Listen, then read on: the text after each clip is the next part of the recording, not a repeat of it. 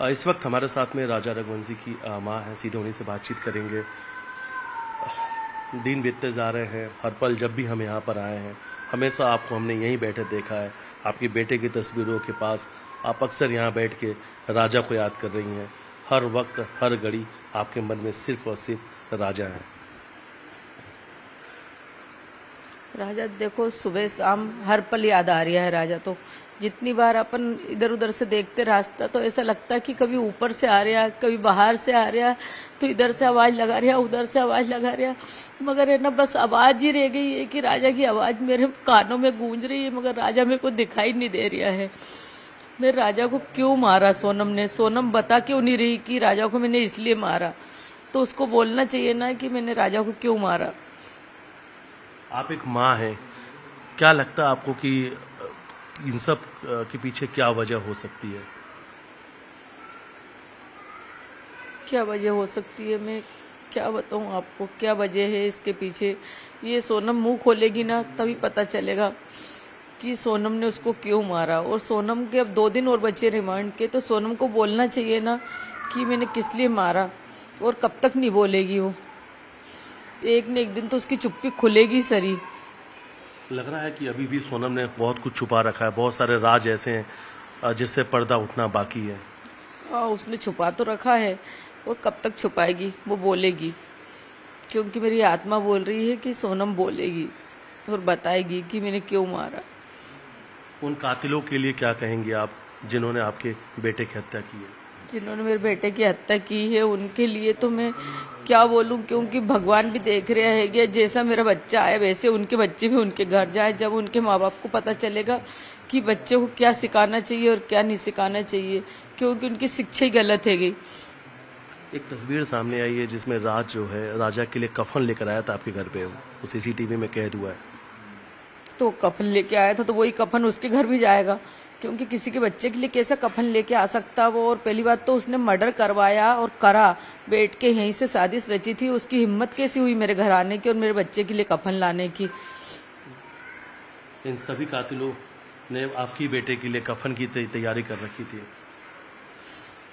सबको भगवान सजा देगा, मैं तो यही जानती। मेरा राजा अभी बैठा है गया, वो ही सजा दिलवाएगा। जैसे उसके साथ हुआ ना वैसे उसके उनके साथ भी होएगा। सब धीरे धीरे करके सब आ जाएगा सामने। ये एक माँ का श्राप है इन सभी लोगों को, सभी के लिए, क्योंकि मेरी बद्दुआ ही उनके वो आएगी। क्योंकि है ना मेरी आत्मा दुख रही है तो वो सब आगे आएगा ही आएगा। इन सब कातिलों के घर भी आप वही कफन भेजेंगी? मैं ऐसा तो नहीं बोल सकती हूँ, लेकिन वही है, जब भी याद करते हैं राजा को तो बस राजा की यादें ही रह गई हैं। और सवाल आपके मन में एक ही है कि आखिर राजा की क्या गलती थी? बस मैं यही बोलती, मैं राजा की गलती क्या थी, मैं राजा को क्यों मारा?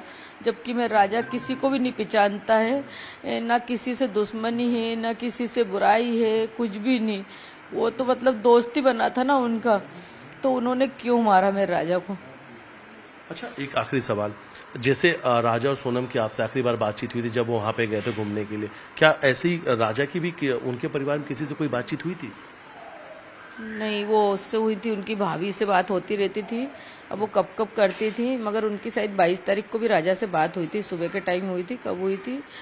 अनीता से, अनीता सुनीता, हाँ हाँ, जो भी उनकी भाभी का नाम है, उनसे बात हुई थी। क्योंकि मैंने उनकी मम्मी से बोला था कि मैं एक बार राजा को फोन लगाती, एक बार सोनम को फोन लगाती, तो उनकी मम्मी ने बोला था कि मेरे पास तो राजा का नंबर नहीं है, अनीता के पास नंबर है, तो अनीता ही बात करती है बोले। तो अभी अनीता ने कल फोन लगाया था, बता रही थी कि मैंने फोन लगाया था जीजू को। अच्छा, इस पूरे मामले में देखा जाए तो जो ज्योतिष हैं, पंडित जी हैं, वो भी कह रहे हैं कि एक महिला है, एक कोई और महिला का नाम आएगा। बड़े दावे के साथ वो कह रहे हैं कि सिर्फ सोनम नहीं, एक और महिला है जो इस हत्याकांड में शामिल है। महिला तो है, महिला कौन है ये मेरे को पूरा पक्का नहीं मालूम है कि महिला कौन है वो। लेकिन आपको भी लगता है कि कोई ना कोई एक और महिला होगी? नहीं, हो सकती है, मगर मैं पक्के दावे से नहीं कह सकती हूँ कि महिला का नाम यही है, वो महिला यही है, ये नहीं कह सकती मैं। लेकिन कहीं ना कहीं एक पन में तो है कि शायद सोनम की माँ को ये सब चीज़ों के बारे में पता तो था, उस परिवार में को कहीं ना कहीं से इन सब के बारे में कुछ ना कुछ जानकारी तो थी। नहीं, ये तो मालूम होगा ना, हर माँ को मालूम रहता, सोनम को माँ के तो पक्के में मालूम ना।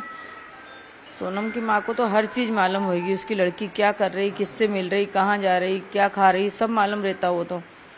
कब आएगी ये भी मालूम था उनको, तो कब जा रही घर से ये भी मालूम था। आपके बेटे से सोनम ने जो कहा था चैन पहन कर आना और जो गोल्ड के आइटम है वो भी शायद अभी तक मिले नहीं है। अभी तक सोनम ने ये नहीं बताया वो कहाँ है। नहीं अभी नहीं मिले। नहीं मिले। और वो सोनम ने कहा था पहन के आने के लिए। हाँ सोनम ने बोला था। वो क्या चीज था, क्या बोला था वो लेकर आने के लिए? चेन पहन के आना। सोने की चेन पहन के आना। हाँ। और राजा भी ना बताया आप लोगों को, पहन के लेके चले गए थे? लेके चला गया था। फिर राजा को आधी रास्ता में पूछा था कि पहुंच गया बेटा, तो उसने फिर एकदम से उसके मुंह में से निकले, बोले मम्मी मैं चेन लेके आया। तो मैंने की चेन लेने के लिए घर पे आ रहा है क्या? तो बोले नहीं मैं लेके आ गया। तो मैंने की फिर पहनना मत। तो बोले हाँ ठीक है। तो मैंने की क्यों लेके गया? तो बोले सोनम ने बोला था। फिर राजा की एयरपोर्ट से फोटो आई थी तो उसमें चेन गले में दिख गई थी। तो मैंने की राजा चेन तो गले में पहनी है, वो एयरपोर्ट वाली फोटो है भी गई अभी किसी के पास, निकालो उस पर, फेसबुक पे निकल ही आएगी वो। अच्छा, उसमें डाल रखी फोटो? हाँ उसमें चेन पहन रखी उसने एयरपोर्ट वाली में। राजा हनीमून मर्डर मिस्ट्री में ऐसे कई सारे सवाल हैं जिनके जवाब अभी आना बाकी हैं। उन सवालों से पर्दा उठना अभी बाकी है, लेकिन सबसे बड़ा सवाल यही है कि आखिर सोनम ने राजा की हत्या क्यों की। वीडियो जर्नलिस्ट अजय के साथ मिथिलेश गुप्ता, न्यूज़ 18 इंदौर।